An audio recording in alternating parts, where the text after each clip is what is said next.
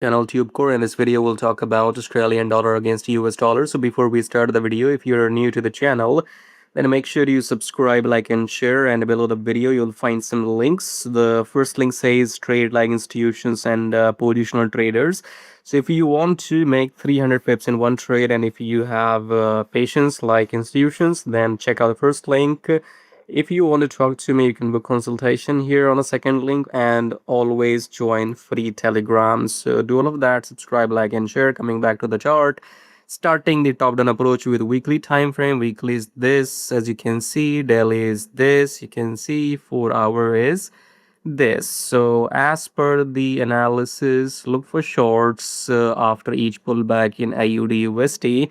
And if you want everything in detail, then you go and join this mentorship program and trade like institutions. I'll see you in the next videos. Till then, take care.